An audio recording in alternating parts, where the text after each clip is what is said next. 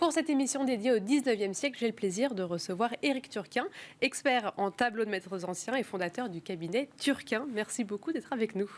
Et donc votre expertise s'ouvre au tableau du 19e siècle. Vous l'avez annoncé il y a quelques mois. Quand on parle du 19e siècle, de quel 19e siècle parlez-vous? C'est vrai que c'est un siècle où il y a énormément de mouvements artistiques. Alors en fait, nous avons toujours expertisé les tableaux du 19e siècle et assisté des commissaires-priseurs dans des ventes de tableaux du 19e. Mais disons que pour nous, le 19e s'arrêtait aux années 1830-1840. D'accord. Et puis, nous nous sommes rendus compte que de plus en plus de clients venaient nous voir naturellement avec des Corot, des Courbet, des Delacroix, qui sont après 1840. Et nous ne savions pas leur répondre. Donc en fait, j'ai décidé de prendre le taureau par les cornes et de faire venir avec nous Pascal Pavageau, qui est l'expert, qui était pendant 20 ans l'expert en tableau 19e de Sotheby's, avec qui j'ai toujours eu d'excellents rapports, que j'admirais beaucoup. Bon, mais elle a été intouchable et j'ai réussi à la convaincre de venir nous rejoindre quand elle a quitté Sotheby's. Et donc ça nous a permis de nous ouvrir au 19e académique. Quand j'entends par 19e académique, en fait, la vraie rupture pour moi, ce sont les peintures en tube. Les impressionnistes sont allés acheter des peintures industrielles qui trouvaient en tube toutes faites, qui leur permettaient de travailler dehors beaucoup plus facilement, mais avec quelque part une destruction du métier de peintre. Et nous nous intéressons aux peintres qui ont un métier, des peintres qui broient leurs couleurs eux-mêmes, ou en tout cas qui sont passés, je veux dire, de façon progressive, de l'artisanat à l'art. L'impressionnisme a vraiment été une rupture. Et je ne touche pas à l'impressionnisme. D'abord parce que les tableaux impressionnistes valent trop cher. Moi, je m'intéresse à la peinture qui ne vaut pas très cher, qu'on peut valoriser, qu'on peut découvrir. Il n'y a pas grande découverte à faire chez les impressionnistes. Ça fait 150 ans que tous mes confrères cherchent du tableau impressionniste. Le terrain est complètement miné, ruiné, alors que dans le 19e, on trouve encore des Corot, des Courbet, des Delacroix inconnus. On nous en a encore apporté un ce matin. Donc, c'est vraiment passionnant. C'est un siècle de découverte. Et nous sommes des gens de découverte. Oui, vous découvrez, et ça veut dire aussi qu'il y a un marché qui se développe, qui se structure. Vous trouvez qu'il y a de plus en plus de personnes qui viennent vers vous pour vous présenter ces œuvres-là, plus qu'avant peut-être? Le 19e, il nous touche de deux façons. Il nous touche d'abord parce que c'est un grand siècle pour la France. La France a énormément produit au 19e. On peut dire même que la France est probablement le pays qui, au 19e, a produit le plus de grands artistes. C'est pas en nombre de tableaux, comme ont pu le faire les Anglais, mais des Delacroix, des Manet, des Courbet, des Corot, puis après des Renoir, des Seurat. Tous les pays du monde n'ont pas su produire ça. Donc le 19e, c'est le siècle de la peinture en France. Donc c'est un siècle qui est passionnant. Mais nous nous intéressons, comme je vous le disais, qu'à la partie académique. C'est-à-dire à cette partie du 19e qui nous passionne, en laissant les très gros chiffres à mes confrères. Et quand on parle de votre cabinet qui s'ouvre au 19e, qu'est-ce que ça veut dire en termes d'organisation interne? Donc vous avez fait ce nouveau recrutement, mais aussi ça veut dire que vous développez aussi votre riche bibliothèque. Comment ça se passe en interne? Alors en fait, j'ai toujours eu un œil sur le 19e et j'ai toujours prévu de faire ça. D'accord. J'ai annoncé à mes confrères il y a 10 ans que j'allais m'ouvrir au 19e. Mais nous sommes des gens très lents, vous savez, on se déplace très très très lourdement. Et il m'a fallu 10 ans en fait pour dresser une stratégie. Maintenant, elle est prête et on y va. Mais depuis que j'ai fondé ce bureau, j'ai acheté de la documentation sur le 19e. Elle est archivée, elle n'est pas classée, mais elle est là. Et en ce moment, il y a 8 stagiaires qui découpent, qui classent, qui rangent, qui numérisent. Mais quand vous dites disons pour créer une stratégie, ça veut dire quoi? Une stratégie, c'est ça. En fait, pour nous, la documentation, c'est l'âme du métier. C'est mon illustre confrère du 19e siècle, même la première moitié du 20e plutôt, Bernard Berenson disait « À la fin, c'est celui qui a le plus de photos qui gagne. » Eh bien, j'ai cherché à en avoir plus que les autres.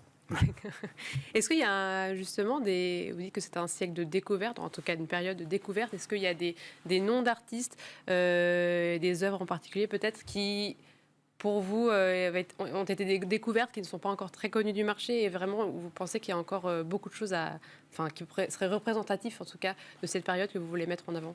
Oui, il y a beaucoup de tableaux du début du 19e, par exemple, de tous les élèves de David qui étaient innombrables, qui sont un peu tombés dans l'oubli, c'est vrai, qu'on peut retrouver. Puis vous avez toute une partie du 19e siècle qui est plus du tout à la mode. Les grands artistes du 19e, au 19e, c'était Meissonnier. Aujourd'hui, on achète un Meissonnier pour 10 000 €. Et Meissonnier, dans ses petites esquisses sur bois, ces petits paysages, ces natures mortes, il fait des merveilles, des choses d'une délicatesse extrême qu'on achète pour rien du tout. Le 19e, c'est pas cher. C'est vraiment le siècle où, avec 2, 3, 4 000 euros, on peut acheter un tableau de musée. Vous pouvez pas faire ça dans tous les domaines. Au 15e, c'est pas possible. Et comment est-ce que vous conseillerez les personnes qui nous écoutent, qui justement seraient intéressées pour découvrir ces artistes comment avoir un œil pour trouver ces artistes du 19e qui sont encore un peu sous-estimés peut-être et voilà, les retrouver? Bien sûr, déjà, aller dans les musées. Nous avons la chance à Paris d'avoir les plus beaux musées du monde pour le 19e siècle, entre le musée d'Orsay, la galerie du jeu de paume. On a des choses incroyables à Paris et il faut en profiter. Le musée Gustave Moreau, qui à lui seul est une expérience humaine absolument extraordinaire. Le musée Hébert, j'en oublie. Ça, c'est la première démarche. Mais la démarche la plus importante n'est pas là. La démarche la plus importante, c'est d'aller au marché aux puces. Oui. De se heurter aux œuvres, aux vraies œuvres, de les prendre entre... Si vous allez sur le marché aux puces, avec 1 000 euros dans la poche, vous ressortez avec un original du 19e. Un dessin, une aquarelle, une gouache, une peinture, une esquisse de paysage d'un des grands artistes du 19e, d'un paysagiste. Vous trouvez ça pour 1 000 ou 1 500 euros. C'est extraordinaire. Bon sang, il faut en profiter.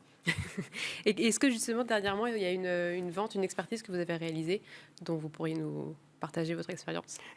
Alors, dans les 5 dernières années, un de nos plus beaux coups de marteau, enfin, c'est celui du commissaire-priseur, c'est celui de Maître Ruellan à Vannes, qui a trouvé dans un garage, dans une soupente, un garage sous un petit pavillon, il a trouvé un tableau d'un artiste qui s'appelle Raden Saleh, qui est un artiste que très peu de gens connaissaient en France.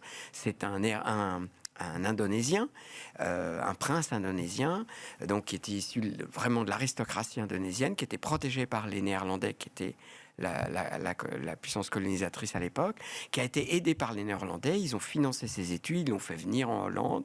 Il a étudié en Hollande, puis il est parti en Angleterre, puis en France. Il était un élève d'Horace Vernet et il est reparti dans son pays. Et donc, il a eu une formation académique tout à fait formidable.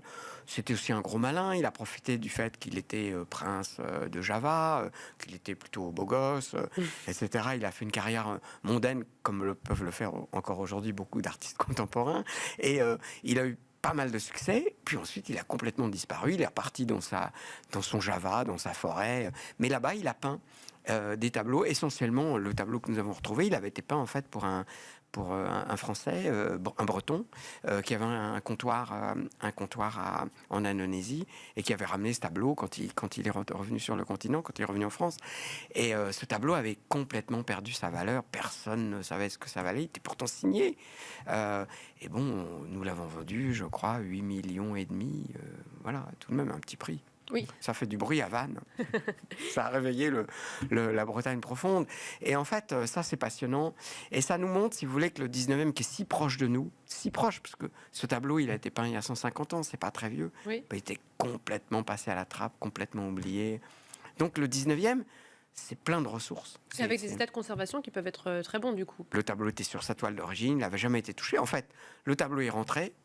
Les héritiers du monsieur avaient probablement gardé un très mauvais souvenir de ces frasques en Indonésie. Il s'est peut-être ruiné là-bas, je ne sais pas. Enfin bref, ils ont mis le tableau dans le garage. Voilà, c'est une histoire et ça fait une classique. très belle histoire. Voilà, ça fait une belle redécouverte pour le cabinet Turquin. Eh bien, merci beaucoup Éric Turquin. Je rappelle que vous êtes expert en tableau et fondateur du cabinet Turquin. Et quant à nous, on se retrouve la semaine prochaine pour un nouveau numéro d'Art et Marché, édition week-end.